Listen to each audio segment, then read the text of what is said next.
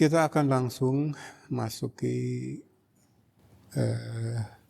pelajaran kita.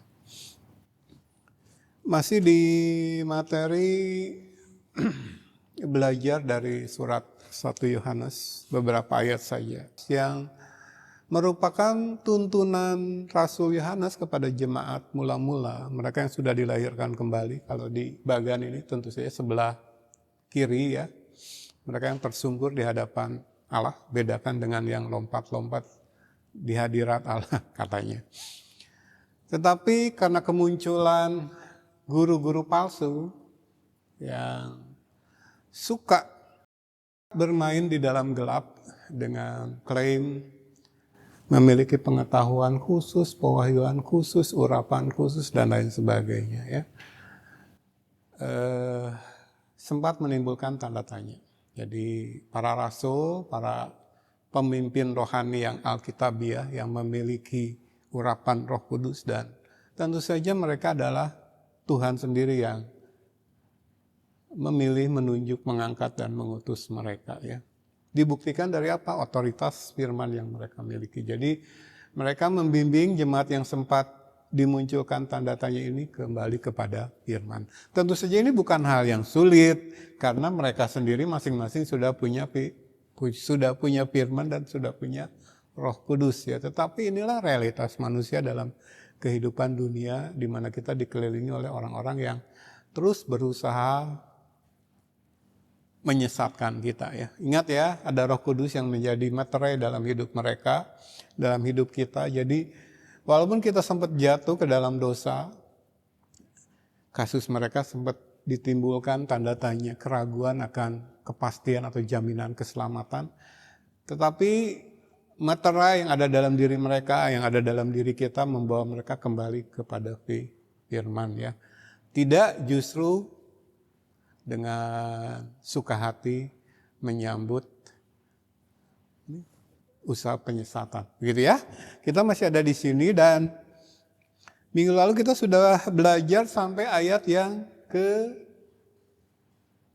ya. Di ayat yang ke-6 masih ingat, minggu kemarin kita ditekankan tentang kalau ada persekutuan dengan Allah yang adalah terang, ya, pasti kita hidup dalam terang. Tidak mungkin menjalani hidup kita dalam kegelapan gitu. Ini yang diklaim orang-orang munafik.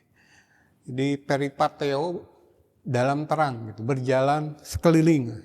Artinya tidak pernah keluar dari lingkaran itu, kita terus bergerak dalam lingkaran kebenaran, hidup dalam terang. Jadi kalau peripateo dalam gelap, tapi kita mengaku memiliki persekutuan dengan Allah yang adalah terang, kita bisa melihat dengan jelas bahwa dia sedang berdusta ya. Jadi jagai kehidupan kita tetap ada dalam terang. Itu sudah kita tekankan di ayat yang ke-6. Sekarang ayat yang ke-7 saya bacakan dulu. Tetapi jika kita hidup di dalam terang, sama seperti dia ada di dalam terang, maka kita beroleh persekutuan seorang dengan yang lain, dan darah Yesus anaknya itu menyucikan kita daripada segala dosa. Jadi gereja ya, persekutuan orang-orang yang sudah diubahkan, orang-orang yang sudah dipanggil dari kegelapan kepada terangnya yang ajaib, hidup di dalam terang.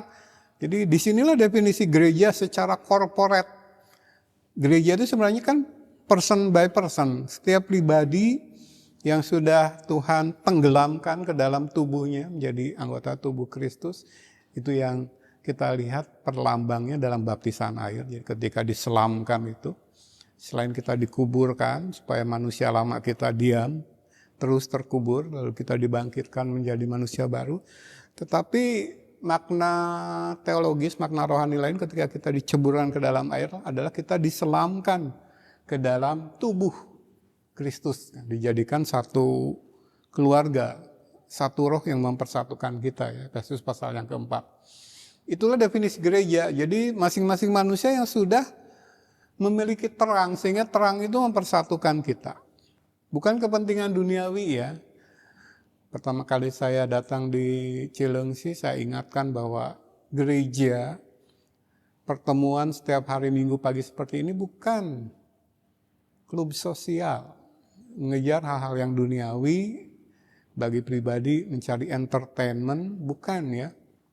Terang yang mempersatukan kita, kebenaran yang kita pelajari setiap minggu, itu yang semakin melekatkan ikatan tali persaudaraan atau fellowship kita. Itu gereja, gitu kan. Jadi gereja itu bukan gedung, bukan organisasi, karena kalau kita mau jujur, mencermati dan menilai, sekali lagi kita orang-orang yang sudah dilahirkan kembali, manusia-manusia rohani, menilai segala sesuatu, tapi menilainya bukan dengan penilaian pribadi, tapi dengan firman. Nah, kalau kita mencermati dan menilai praktek gereja-gereja akhir zaman, kan bingung kita. Ya.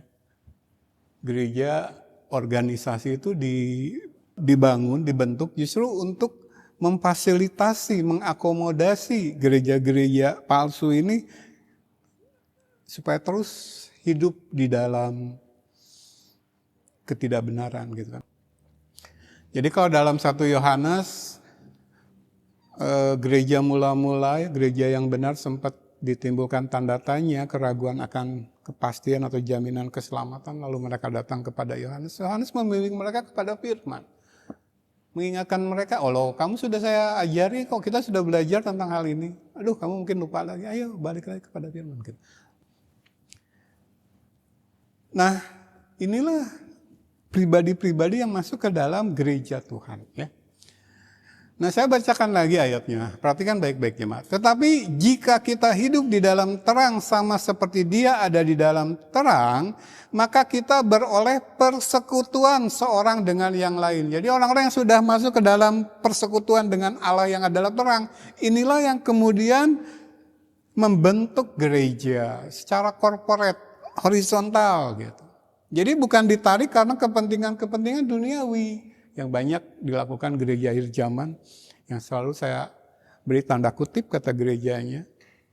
Dan seperti saya bilang tadi ketika saya pertama datang Challenge, saya bilang gereja itu bukan klub sosial. Dan ini menimbulkan kemarahan, ketersinggungan, dan munculnya akar pahit dalam jiwa beberapa orang. Enggak apa-apa, ya. Kalaupun saya sekarang sampai hari ini setelah 12 tahun harus menanggung akibat dari kebenaran yang saya beritakan, it's okay. Karena ketika masuk ke dalam pelayanan ini kan sudah tahu resikonya memang demikian. Ya. Nah ini dulu sudah saya sampaikan sebagai PFHI, ya.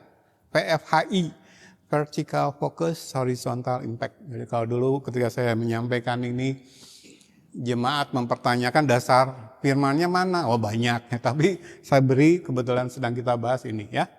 Jadi fellowship atau gereja secara korporat, hubungan horizontal tuh antara pribadi-pribadi yang memang sudah diterangi gitu. Yesus sudah bersinar dalam hati mereka, lalu mereka mengejar terang-terang lainnya dari pengetahuan.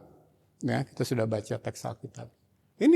Itulah justru yang mempersatukan mereka. Loh, saya sekarang sedang bergerak seperti Paulus dalam perlombaan yang diwajibkan. Melupakan apa yang di belakangku, yang dulu ku anggap keuntungan, hal duniawi sekarang ku anggap rugi, bahkan ku anggap sampah. Karena itu menghalangi gerakku ke depan gitu kan, mengejar pengetahuan akan Kristus dan kuasa kebangkitannya.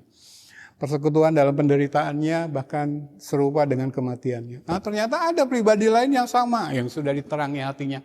Lalu Roh Kudus mengikat mereka dalam ikatan horizontal. Ini Roh Kudus yang mengikat, firman yang mengikat gitu. Sehingga tidak ada leader duniawi yang menghalangi pandangan mereka kepada Allah. Tidak ada gitu. Jadi di antara mereka ini salah satu ya leadernya yang Tuhan tetapkan. Penginjil, gembala-gembala yang mengajar. Bukan gembala-gembala dan pengajar-pengajar. Sebagaimana yang diajarkan dalam tradisi teologi kacaunya Pantekosta Karismatik. Ada 5 jawatan katanya. Rasul, Nabi, apalagi gembala, penginjil, gembala, pengajar gitu kan. Sengaja gembala dipisahkan dengan pengajar karena gembala ini nggak mau ngajar. Lebih sibuk visitasi supaya jemaat nggak lari ke gereja lain. Ngajar nggak mau gitu. Mengurung diri di kamar lalu bilang ke pengerjanya lagi doa puasa. Ada satu gembala yang dulu suka saya kunjungi, pastorinya. Setiap saya bertemu dengan pengerjanya, saya tanya, gembalanya kemana? Ibu gembalanya mana? Aduh, sedang doa puasa di kamar dari pagi. Saya bilang, cek loh, jangan-jangan pingsan dia, kasihan di kamar. Sambil senyum-senyum, tentu saja sindiran. Jadi lebih memilih seperti itu gitu daripada belajar untuk hari Minggu ketika naik mimbar bisa mengajar yang benar. Jadi dalam praktek piramid yang sudah kita pelajari, saya gambarkan lagi. Ya, ini tidak, ini lingkaran jelas. Di sinilah piramid. Sebagaimana yang sering saya sampaikan, justru yang mengklaim kursi Musa, yang mengklaim kepemimpinan rohani itu jadi penghalang akses gitu kan. Mereka menempatkan diri di tengah gitu. Katakanlah mana nih yang kelihatan seperti pemimpin rohani. Pakai jas, pakai dasi, inilah katakan. Dia di sini justru dan menuntut jemaat melihat ke dia gitu. Ini yang saya selalu katakan jadi penghalang justru. Padahal akses sudah dibuka, rahasia sudah dibuka, Roh Kudus, Roh kebenaran sudah diberikan gitu kan. Pemimpin dunia malah. Nah ini kita lihat kalau mau jujur menilai, justru organisasi gereja justru mengakomodasi ini, menumbuh suburkan kepemimpinan salah seperti ini. Ya. Tentu saja ini struktur lingkaran ya. Di sini Yesus Kristus di tengah. Dan kalau ada leader, imam dalam tatanan ilahi ditetapkan, dia berdiri bersama yang lain dalam lingkaran. Jadi membimbing, menuntun, ayo sama-sama membangun hidup kita ke arah Kristus adalah kepala. Jadi ini yang menerapkan struktur seperti ini, baik tingkat pusat, daerah, wilayah, bahkan gereja lokal, nggak pernah belajar surat Efesus, khususnya pasal 4. Gereja itu cuma satu kepalanya, Kristus. Kamu mau jadi penghalang dengan mengklaim kepemimpinan rohani gereja lokal, lalu saya. Makanya dalam buku yang saya baca, yang saya share kepada jemaat beberapa waktu lalu,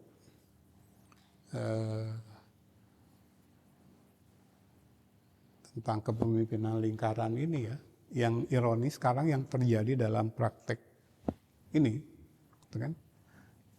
Kalaupun dia mencoba membentuk lingkaran,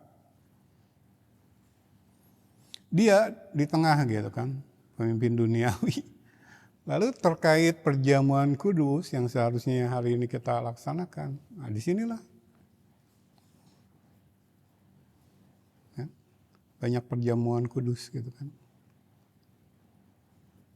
Ini meja perjamuan kudus dengan roti dan anggur.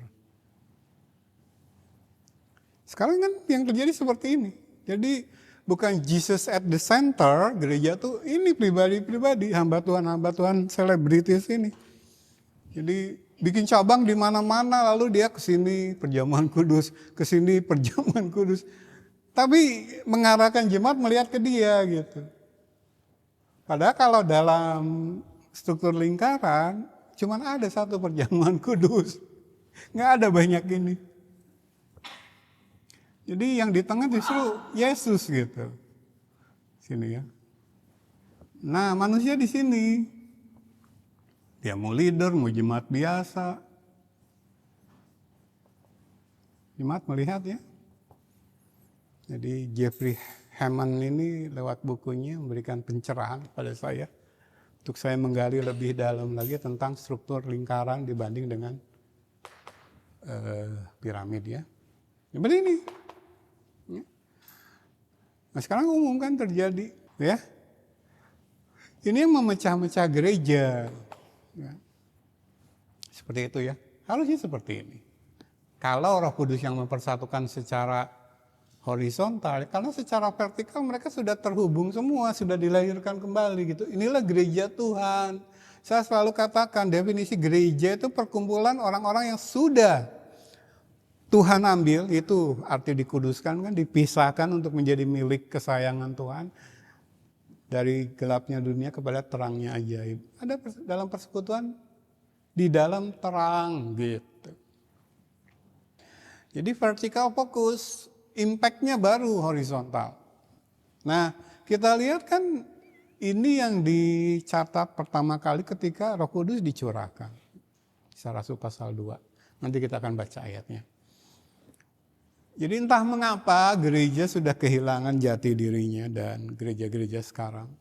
Kenapa saya kasih tanda kutip? Karena tidak memiliki integritas. Itu yang sudah kita bahas di ayat sebelumnya. Ayat yang ke-6 ya. Oke, kita baca ayatnya ya. Ini bukan ayat yang asing.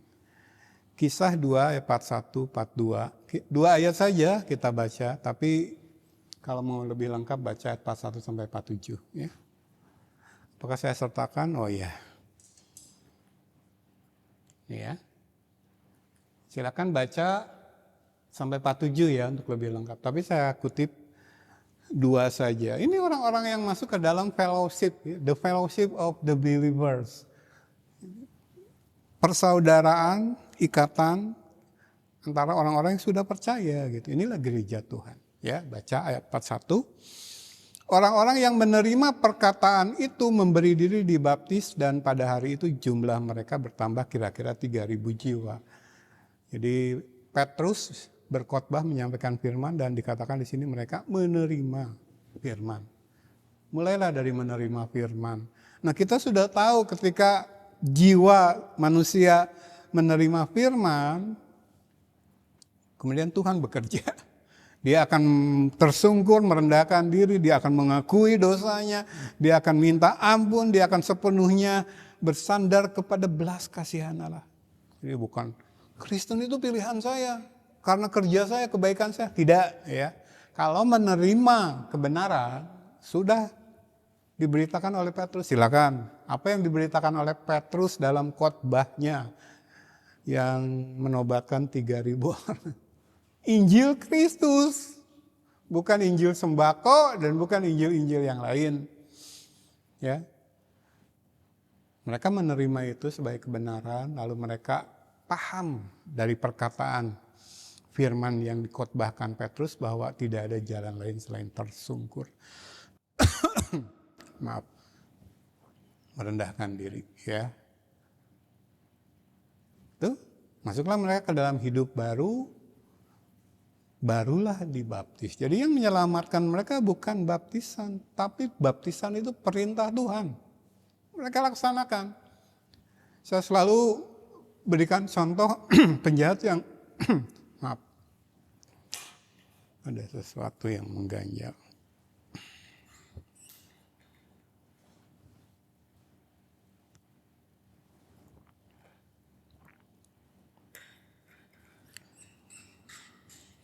Jadi penjahat yang disalib di sebelah Yesus tidak dibaptis, dia masuk surga. Jadi yang menentukan, maaf kalimatnya saya perbaiki, baptisan tidak menentukan keselamatan kita. Penjahat ini bukan dengan sengaja tidak mau dibaptis, karena dia tidak memiliki kesempatan. Kan hari itu dia mati, masuk surga tanpa dibaptis. Tetapi kalau dia diberi kesempatan hidup, saya percaya dia akan dibaptis. Dia akan memberi diri dibaptis pada pemimpin-pemimpin gereja sesudah Yesus. Tidak ada katakanlah.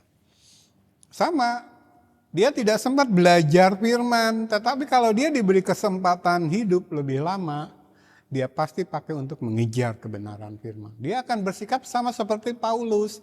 Karena sama-sama sudah dilahirkan kembali seperti Paulus. Sama-sama memiliki Roh Kudus. Sama-sama rohnya sudah dibaharui, hatinya sudah dibaharui. Dia akan mengejar pengenalan akan Allah. Pasti. Kalau masih ada jemaat yang meragukan ini, ketika saya katakan pasti, belajar lagi. Karya Allah nggak mungkin gagal dalam diri manusia. Tapi kalau Kristen pilihan saya sudah terlalu banyak melihat yang gagal. Atau berhasil sampai matinya Kristen, tapi Kristen tanda kutip. Lalu dalam ibadah penghiburan ketika dia sudah terbaring di peti mati, dari gerejanya, dari organisasinya, berkhotbah, dia sudah bahagia kekal bersama Yesus. Tahu dari mana? Saya aja gak berani mengklaim begitu. Tahu dari mana? Tapi yang saya tahu semasa hidupnya dia tidak cinta firman. Dia menjalankan kewajiban agamanya karena merasa harus, bukan digerakkan dari hati yang baru yang penuh cinta kepada Allah. Diajak belajar, menghindar, malah bersiasat, kasak-kusuk di belakang gitu kan. Bahkan memprovokasi yang lain supaya tidak ikut gitu kan. Dan kan praktek seperti ini sudah saya alami.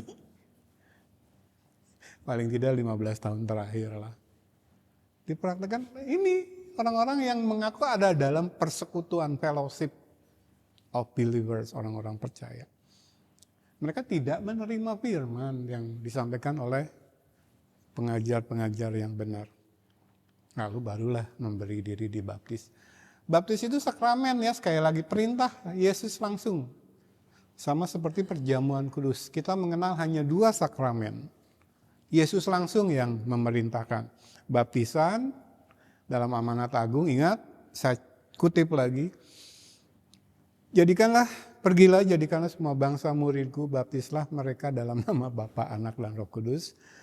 Dan ajarlah mereka segala sesuatu yang telah kuperintahkan kepadamu. Jadi yang menyelamatkan adalah kelahiran kembali, karya Roh Kudus. Baptisan adalah perintah Allah, sakramen, untuk dilakukan orang percaya. Tapi jangan lupa, masuk ke dalam pengajaran firman yang sehat dan sistematis. Itu baptisan. Sedangkan perjamuan kudus kan kita selalu bacakan ketika kita melaksanakan perjamuan kudus.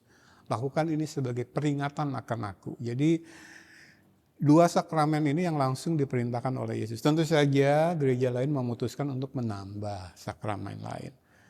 Ada kematian, ada pernikahan, dan lain-lain. Silakan baca informasinya. Tetapi yang diperintahkan langsung oleh Yesus 2 ya. Tuh kan? Jadi diawali dari menerima perkataan, dimulai dari berita Injil, berita firman yang benar. Apakah kalau yang disampaikan Petrus dalam khotbah yang terkenal ini monumental, 3.000 orang. Tapi bukan untuk dijadikan anggota gerejanya, ingat loh. Kalau yang disampaikan Petrus Injil yang lain, seperti kasus di Galatia pasal yang pertama, kira-kira masuk nggak? Ya enggak lah. Nah, kalau yang mereka terima firman tentang sembako, maka masuklah mereka ke dalam persekutuan orang-orang yang mengejar sembako. Kalau yang dalam KKR diberitakan firman tentang pujian penyembahan, lompat-lompat gitu kan, yang kental dengan entertainmentnya, maka masuklah mereka ke dalam persekutuan orang-orang yang mengejar pujian dan penyembahan. Musiknya enak, multimedianya keren, ditambah lampu kerlap-kelip dan remang-remang. Itulah persekutuan, tapi bukan itu definisi gereja. Fellowship of believers itu bukan begitu. Orang-orang yang menerima firman yang benar, yang kemudian memberikan pembaharuan dalam hidup mereka. Roh Kudus ada, itulah yang kemudian mengikat mereka. Satu pusat. Manusia dengan organisasi gerejanya, kan ini yang ingin dibentuk. Dan kita mau jujur, ini yang dipraktekkan. Kan saya lama di GPDI, ini yang saya lihat dipraktekkan.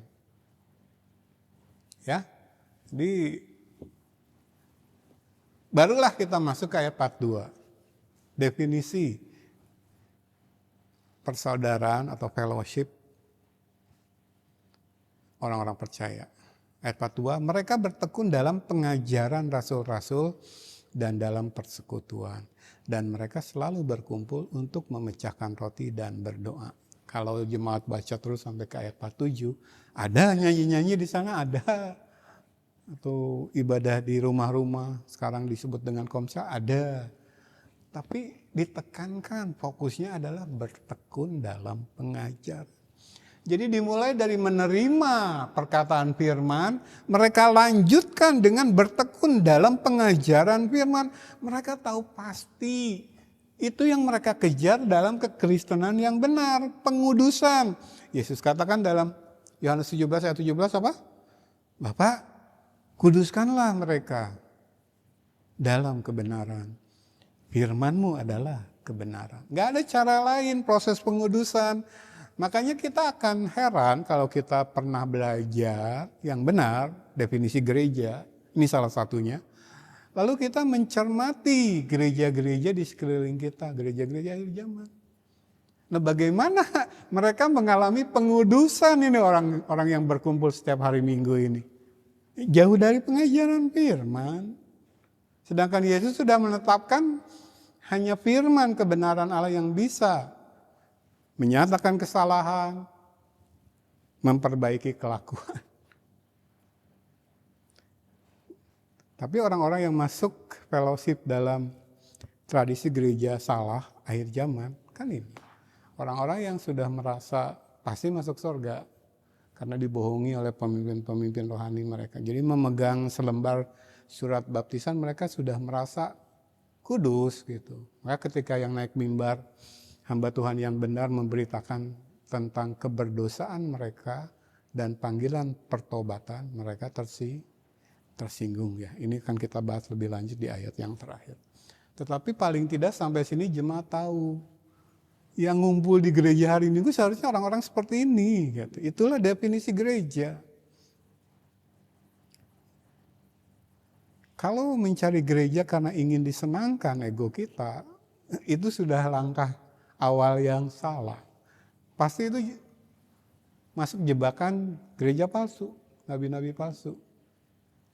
Saya katakan dalam bahasa ekonomi, membuka pasar bagi mereka. Jualan mereka di situ. Tapi karena jemaatnya memang cari dipuaskan ego gitu. Kalau sudah start awalnya mencari disukakan ego, pasti masuk jebakan gereja palsu. Tapi memang gereja-gereja palsu ini melancarkan kegiatan program penginjilan yang begitu marak hari-hari ini, memang menanamkan bukan Injil yang benar, tapi Injil yang salah gitu. Ayo, kalau mau sakitnya disembuhkan ke gereja, kalau mau tokonya diberkati ke gereja, kalau mau studinya berhasil ke gereja gitu. Bukan tentang berita tentang pertobatan dan pengampunan dosa. Lalu mereka datang ke gereja memang mengharapkan ada yang bisa saya raih secara duniawi. Seperti itu ya. Bukan gereja ya, itu masuk ke yang bawah sini. Udah kan paham? Ini teks Alkitab keberapa yang saya presentasikan yang menyatakan dengan begitu terang benderang definisi gereja. Dan kalau jemaat nanti ya lanjutkan, ulang-ulang lagi apa yang saya sampaikan, lalu baca sendiri firman-Nya, lalu dengan bekal hermeneutik yang sudah saya ajarkan juga, coba. Jadi nggak kurang jelas kok hal ini. Jadi kalau gereja-gereja zaman sekarang yang saya selalu beri tanda kutip, masih tidak mengerti hal yang begitu jelas begini, ya karena mereka sengaja menolak kebenaran firman. Jadi kalau kayak Pudi Bocem almarhum, lalu John MacArthur almarhum, R.C. Sproul almarhum gitu kan.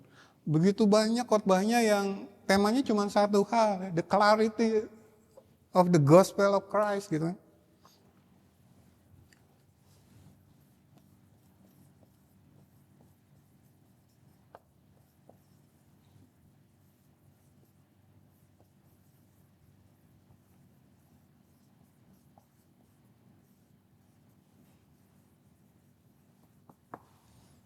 Atau ininya diganti dengan the scriptures gitu kan.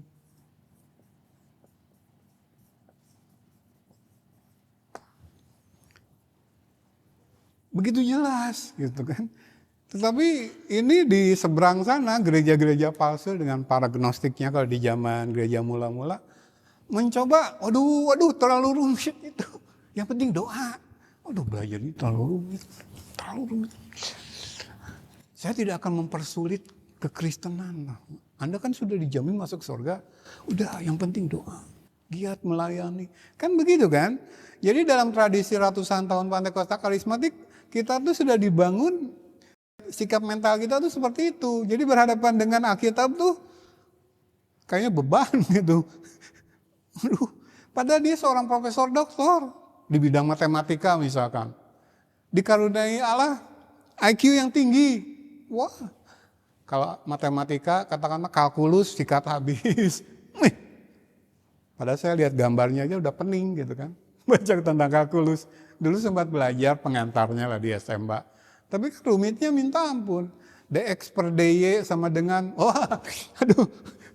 fx. Waduh. Oh mereka sampai buku-buku kalkulus tebal begini disikat habis. Pintar loh orangnya. Tapi ketika berhadapan dengan firman. Tradisi yang sudah ditanamkan dalam kekristenan tradisi, Pantekosta karismatik, Katolik Roma, ini hanya untuk orang-orang tertentu nih, yang memang Tuhan dudukan di sini, di atas, bukan buat saya. Padahal dia orang pintar loh. Makanya ketika saya pertama berangkat ke Cilengsi, dapat kabar dari Ibu Gembala, dari istri, anak-anak muda di sini pintar-pintar, besar hati saya. Dan saya akui saya salah. Memegang apa yang dilihat mata, bukan yang dikatakan dalam Alkitab. Tidak menentukan itu. Ya. Atau kalau saya mau bersaksi, salah seorang kawan saya, SMA dulu, yang saya sering cerita ke Ibu Gembala, dikaruniai, ini IQ-nya tinggi. Gitu. Kristen, tapi sekarang toh dia terjun ke pelayanan abal-abal juga, gitu. Memberitakan teologi kemakmuran. Jadi memahami buku tebal ini cuma satu kok syaratnya. Bukan IQ tinggi, bukan pendidikan formal akademis tinggi. Bukan saya menafikan atau meremehkan ya. Tetapi yang utama adalah pertobatan. Jadi orang Israel sendiri yang kepada mereka justru dikaruniakan Taurat Tuhan, perjanjian lama. Bangsa pilihan Allah yang lewat mereka lah hukum-hukum Allah diturunkan. Tapi Paulus berkata sampai hari ini ketika mereka membaca perjanjian lama itu, mereka tidak mengerti, bukan karena mereka bodoh. Kita bicara orang Yahudi terkenal kan kepintarannya. Jadi bukan karena mereka bodoh, mereka tidak mengerti ketika baca kitab suci. Ya karena ada selubung, dosa menghalangi. Solusinya apa? Pertobatan. Jadi pengikut Kristus. Jadi ada sekelompok hamba Tuhan di sana melancarkan ajaran-ajaran yang bertentangan dengan Alkitab yang begitu clear. Pengajaran Alkitab yang tak terbantahkan, the clarity of the scriptures, tapi bahkan yang begitu terang benderang seperti itu pun mereka nggak ngerti. Mereka mempraktekkan yang berlawanan. Contohnya definisi gereja. Coba jujur lah. Resapi apa yang saya presentasikan, lalu pelajari lagi di rumah. Begitu jelas kalau definisi gereja. Tapi gereja-gereja di sekeliling kita tuh mempraktekkan hal yang bertentangan dengan ini. Kurang jelas bagaimana hal ini bagi mereka gitu. Jadi khotbah terakhir yang saya tonton dari almarhum Fodi Bocum itu The Clarity of the Gospel of Christ. Jadi masalahnya bukan kamu bodoh kalau kamu tidak menerima Injil Kristus. Lebih memilih Injil yang lain. Injil sembako, Injil kemakmuran, Injil sosial, dan lain-lain. Bukan karena ininya kurang jelas, juga bukan karena kamu bodoh. Tapi karena kamu memang menolak Allah. Ini persoalan di situ kan. Kita belajar kalau jemaat mengulang lagi pelajaran teologi proper Selalu di situ kan yang ditekankan masalah dosa, dosa, dosa. Jemaat pintar, bukan kepintaranmu yang akan membawa engkau memahami isi Alkitab. Jemaat yang merasa bodoh, bukan kebodohanmu yang menjadi penghalang kamu bisa memahami isi Alkitab. Bukan, tetapi dosa. Dan solusinya sederhana, tersungkur. Ego dimatikan. Kenapa? Ya karena Yesus sudah mati di salib. Semakin rendah kita posisikan diri kita, semakin deraslah air itu tercurah. Kan begitu kan hukum alam. Tapi kalau kita terus meninggikan diri, memposisikan kita di tempat tinggi, bagaimana air bisa mengalir ke sana? Mumpung masih dalam masa kesabaran Kristus. Ya, kembali ke sini. Jadi inilah definisi gereja. Orang-orang yang berkumpul di situ memang orang-orang yang sudah punya koneksi ke atas gitu.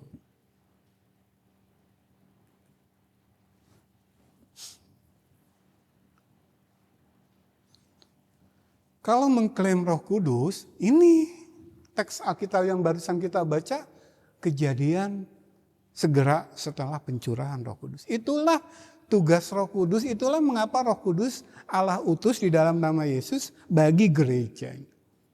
Ya. Ini ya. Jadi vertical focus, horizontal impact. Ini.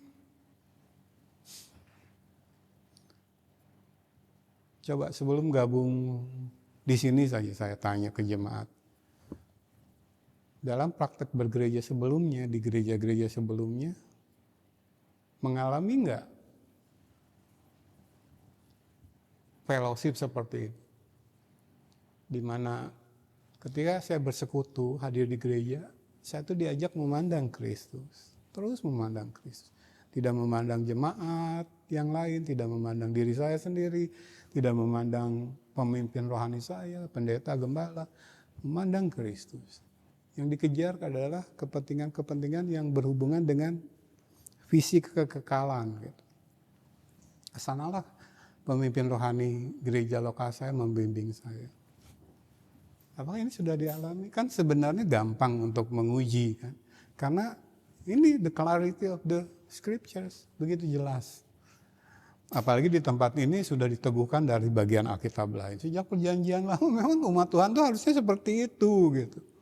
Dimodelkan oleh bangsa Israel, digenapi dalam gereja Tuhan. Ya, itu bagian A ya. Jadi mengingatkan kembali apa yang sudah saya sampaikan dan sering kali saya sampaikan tentang vertical focus, horizontal impact. Bagian B. Akses penuh kepada kuasa penebusan karya salib Kristus. Ini ya, saya baca lagi dulu ayatnya. Tetapi jika kita hidup di dalam terang sama seperti dia ada di dalam terang, maka kita beroleh persekutuan seorang dengan yang lain. Itu ya, fellowship itu. Dan darah Yesus anaknya itu menyucikan kita daripada segala dosa.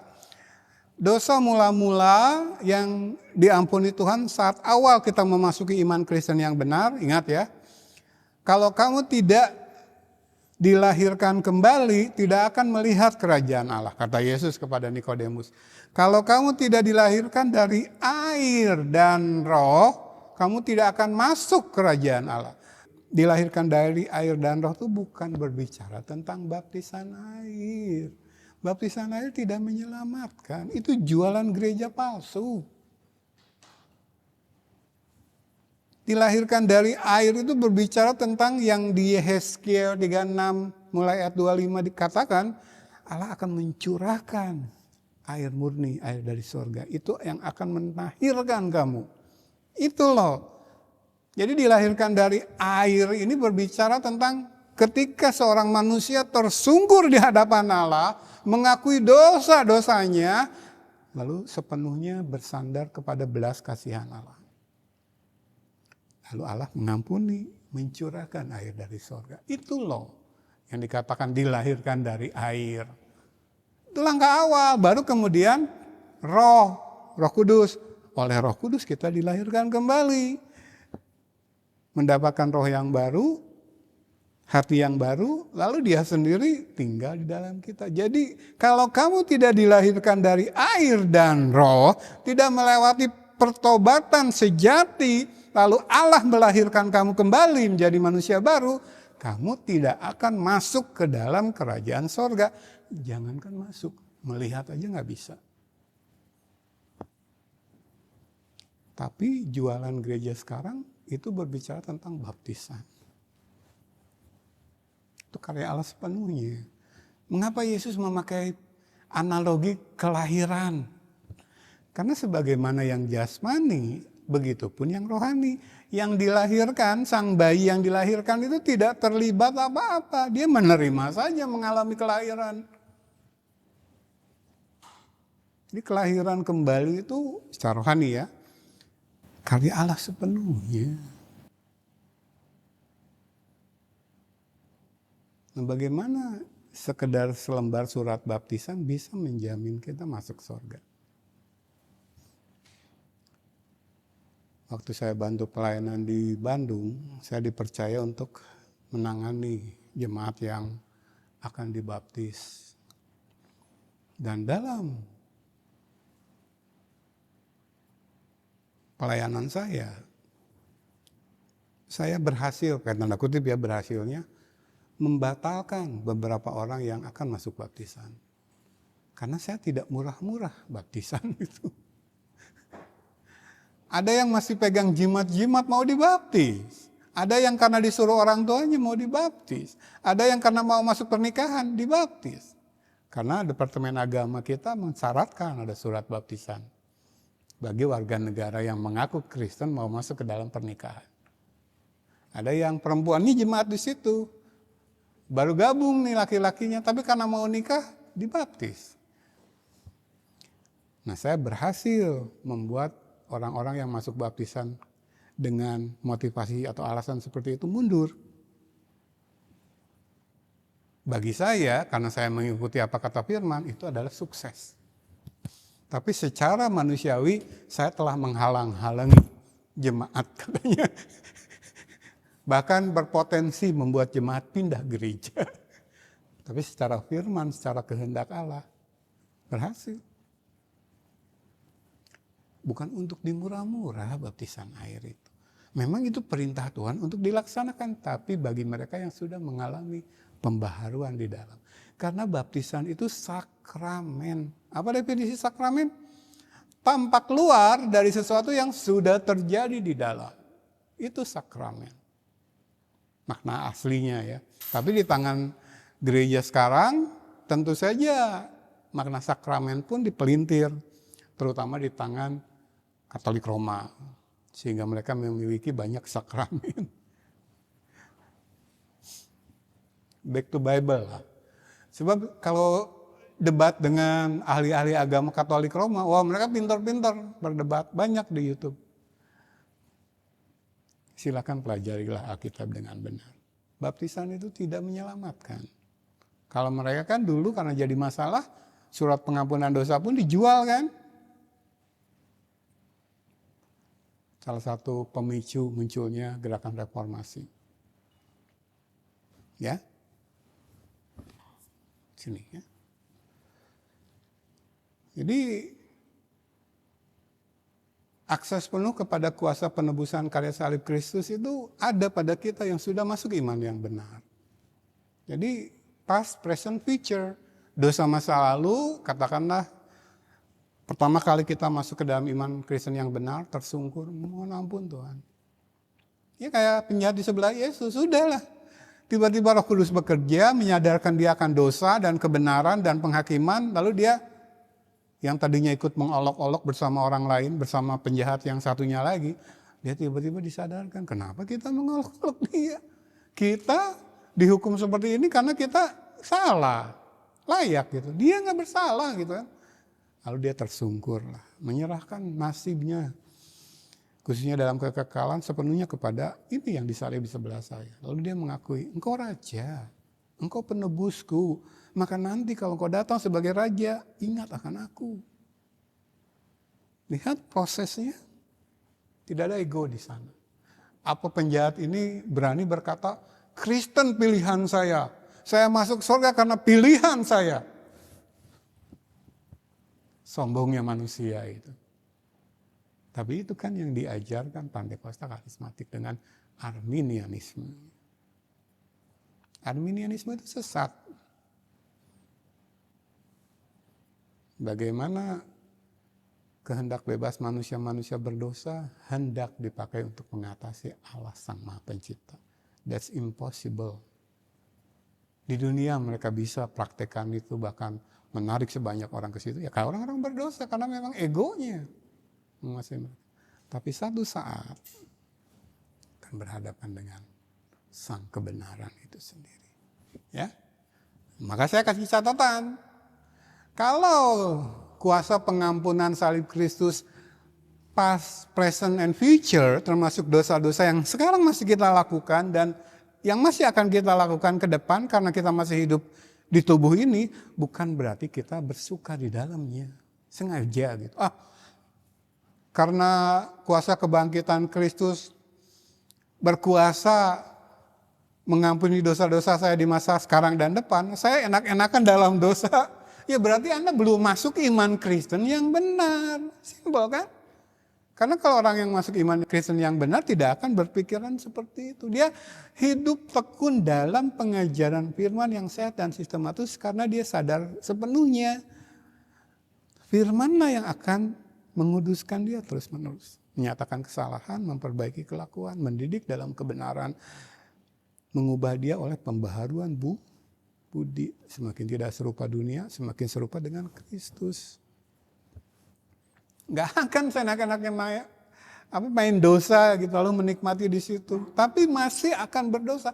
Nah, bagi orang-orang yang memiliki kesadaran rohani yang benar seperti ini, ya selama masih hidup di tubuh ini akan masih berbuat dosa. Nah, karya salib Kristus efektif, punya kuasa mengampuni dosa itu. Tapi dia akan berpikir seperti ini ketika dia berbuat dosa. Kenapa dia kemudian langsung remuk hati dan tersungkur minta ampun? Kenapa? Karena dia sadar ketika dia berbuat dosa lagi sekarang dan masa depan, dia tahu karena itulah Yesus mati di salib. Dan itu akan meremukkan hati. Dia akan menangis di hadapan Tuhan dan minta ampun. Tapi itulah residual dosa-dosa sisa-sisa dalam tubuh ini. Makanya Paulus sangat rindu bertemu Yesus segera. Supaya ini diubahkan menjadi tubuh kemuliaan yang tidak berbuat dosa lagi. Nanti kita akan cermati teksnya. Tapi itu dulu, omat-omat Alkitab, omat-omat kebenaran. Karena kuasa penebusan karya salib Kristus past, present, and future bagi orang percaya, maka Roma 6:1-10 harus diperhatikan. Ini realitas yang harusnya terjadi pada diri orang yang iman Kristennya benar. Jadi tidak enak-enakan main dosa. Kan karya salib Kristus kuasanya menjangkau masa depan dan jadi saya enak-enakan aja dalam dosa. Itu gereja manusia yang begitu. Orang dipelihara dalam kesalahan, gak dikasih kesempatan berubah gitu. Karena gak diberitakan firman yang benar. Maka kemudian orang-orang yang salah justru yang dipelihara. Baca dulu yang harus diperhatikan. Bukan bertekun dalam dosa, melainkan rela ini ya. Tapi ini dulu. Roma 6 ayat 1-10. Saya akan bacakan demikian firman Tuhan. Jika demikian, jika karya salib Kristus punya efek masa lalu, sekarang, dan masa depan, apakah yang hendak kita lakukan? Bolehkah kita bertekun dalam dosa supaya semakin bertambah kasih karunia itu? Dan kan katanya dosa masa depan kita diampuni. Ya udah, saya berbuat dosa lagi sengaja. Apakah demikian realitasnya? Biasa Paulus itu kan kayak bahasanya ini kan, bertanya tapi sebenarnya nggak harus dijawab karena orang percaya pasti tahu jawabannya. Jadi bagaimana? Bolehkah kita bertekun dalam dosa, menikmati hidup dalam dosa, supaya semakin bertambah kasih karunia itu diampuni lagi. Dia langsung jawab, sekali-kali tidak. Inilah realitas orang percaya sungguh yang masuk iman Kristen yang benar. Bukankah kita telah mati bagi dosa? Bagaimana kita masih dapat hidup di dalamnya? Atau tidak tahukah kamu bahwa kita semua yang telah dibaptis dalam Kristus telah dibaptis dalam kematiannya? Dengan demikian kita telah dikuburkan bersama-sama dengan Dia oleh baptisan dalam kematian. Supaya sama seperti Kristus telah dibangkitkan dari antara orang mati oleh kemuliaan Bapa, demikian juga kita akan hidup dalam hidup yang baru. Sampai ayat 4 dulu. Masih kurang clear nggak? Alkitab. Ngerti nggak orang Kristen? Jadi ketika kita menjalankan baptisan air, kita diingatkan. Baptisan air tidak menyelamatkan, tapi itu proklamasi kepada kita yang menjalani baptisan. Sesuatu yang memang sudah terjadi di dalam kita. Loh, kamu kan kalau kamu masuk ke dalam iman Kristen yang benar, hidup lama kamu sudah dikubur dalam-dalam. Itulah yang dilambangkan baptisan ketika kamu diceburkan ke dalam air. Nah, ketika kamu diangkat dari air, kamu bangkit bersama-sama Kristus, tapi kamu menjadi manusia baru. Di mana bukan ego lagi yang menguasai kamu, tetapi Kristus hidup di dalam kamu. Itu realitas. Maka kembali ke pertanyaan di awal, Paulus tanyakan, bolehkah kita bertekun dalam dosa supaya semakin bertambah kasih karunia? Ya, tidak mungkin kalau kamu imannya benar, sengaja berdosa. Nangkep jemaah. Nah, ini sebenarnya ayatnya ada di slide sebelumnya ya. Belum saya singgung. Mundur dulu sebentar. Itu jemaat boleh baca di rumah ya.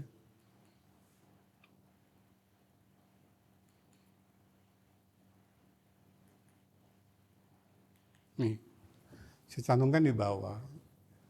Galatia 2 ayat 19-20. Di sana Paulus menuliskan, saya sudah disalib bersama Kristus, saya sudah dikubur bersama Yesus, saya sudah mati bersama Yesus, manusia lama saya.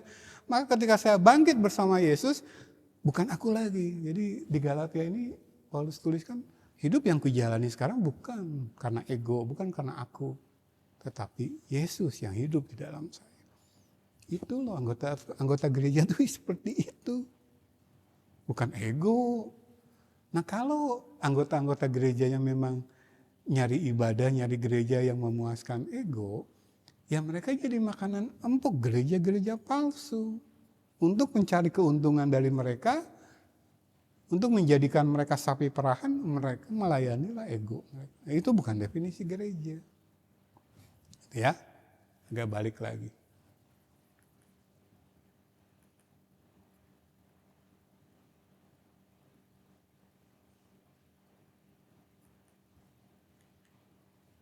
Itu kata Paulus. Lanjut ya. Tadi sampai ayat yang keempat, ayat 5. Sebab jika kita telah menjadi satu dengan apa yang sama dengan kematiannya, kita juga akan menjadi satu dengan apa yang sama dengan kebangkitannya. Karena kita tahu bahwa manusia lama kita telah turut disalibkan, supaya tubuh dosa kita hilang kuasanya, agar jangan kita menghambakan diri lagi kepada dosa. Sampai situ dulu. Bedanya masih jatuh ke dalam dosa dengan menghambakan diri ke dalam dosa, bisa nggak jemaat membedakan? Nah, kita yang sudah dilahirkan kembali, sudah punya Roh Kudus, selama masih hidup di daging ini masih berbuat dosa, tapi itu jatuh. Tidak disengaja, tidak dibuat kebiasaan, tidak ada niat dari dalam gitu. Itu yang masih punya akses ke karya salib Kristus, ke kuasa penebusan salib Kristus. Karena iman kita memang benar. Tapi kalau yang masih menghambakan diri kepada dosa, ya nggak ada lah. Nah kan ironisnya gereja-gereja sekarang justru memelihara orang di sana. Kesalahan yang sama dilakukan terus gitu. Ya pertama karena memang mereka sukanya begitu. Lalu yang kedua, gereja lokal tempat mereka berjemaat tidak memberikan kepada mereka pengajaran kebenaran. Yang kata 2 Timotius 3:16 katakan apa? Segala tulisan yang diilhamkan Allah bermanfaat untuk mengajar, menyatakan kesalahan, memperbaiki kelakuan. Nah, menyatakan kesalahan dan memperbaiki kelakuannya tidak pernah mereka punya kesempatan, karena ketika mereka ke gereja yang dilayani ego, bukan pengajaran kebenaran supaya tahu yang salah, supaya yang salah dinyatakan. Kan gitu. Beda ya, jatuh ke dalam dosa sekali-sekali karena masih hidup dalam daging ini dengan menghambakan diri kepada dosa. Ayat 7, sebab siapa yang telah mati, ia telah bebas dari dosa. Bukan tidak melakukan dosa lagi ya, tetapi tidak ada dalam perhambaan dosa. Kan 3 tahap, saya ingatkan lagi, sambil ingat-ingat lah. Udah berapa menit lagi? Oke, dikit lagi lah. Ada save from the penalty of sin, kan? Lalu save from the power of sin, lalu save from the existence of sin. Itu nanti ketika dimuliakan, kita diselamatkan dari keberadaan dosa. Nggak ada dosa lagi kan di sana. Termasuk tubuh kita sudah diubahkan. Tapi di sini kita diselamatkan dari the power of sin. Maksudnya ini, maksudnya tidak berbuat dosa lagi itu tidak dalam bentuk menghambakan. Jadi pertanyaan pertama, apakah kita bertekun dalam dosa? Enggak lagi, kalau sudah ada di sini, kalau imannya benar. Tapi sambil menanti dimuliakan, save from the existence of sin, tubuhnya digantikan, gitu. Masuk ke sorga yang tidak ada lagi dosa. Kita berjuang di sini. Nah, kita orang percaya masih bisa jatuh ke dalam dosa. Tapi kita punya kuasa untuk langsung tersungkur dengan remuk hati gitu kan. Lalu berusaha ke depan tidak lagi. Walaupun mungkin ke depan mengulang lagi, ya tidak diniatkan Tuhan, tapi yang residual begini gitu. Nanti kita bahas di teks Paulus yang lain ya. Tapi intinya maksudnya bebas dari dosa tuh tidak lagi hidup dalam penghambaan. Lalu ayat 8, jadi jika kita telah mati dengan Kristus, kita percaya bahwa kita akan hidup juga dengan Dia. Ingat ya Galatia 2 tadi ya, bukan aku lagi, bukan ego lagi, tapi Kristus di dalam aku. Ayat 9, karena kita tahu bahwa Kristus sesudah Ia bangkit dari antara orang mati, tidak mati lagi. Kita pun kalau bangkit bersama Kristus, ya tidak dosa lagi, gitu. Tidak masuk ke dalam perhambaan lagi. Mau tidak berkuasa lagi atas dia. Sebab kematiannya adalah kematian terhadap dosa satu kali dan untuk selama-lamanya, dan kehidupannya adalah kehidupan bagi Allah. Saya ulangi yang saya kasih bold, tebal. Kematiannya terhadap dosa satu kali dan untuk selama-lamanya. Jadi tidak ada karya salib kedua. Tidak ada pencurahan Roh Kudus kedua. Maka kita pun tidak ada melakukan dosa dengan sengaja, dihambakan lagi. Udah selesai urusan dengan dosa. Yang suka bawa kita ke dosa ya ini tubuh kita. Tapi disitulah kita berjuang. Dan sekali lagi yang menyeret kita kepada dosa lewat tubuh maut ini adalah ego.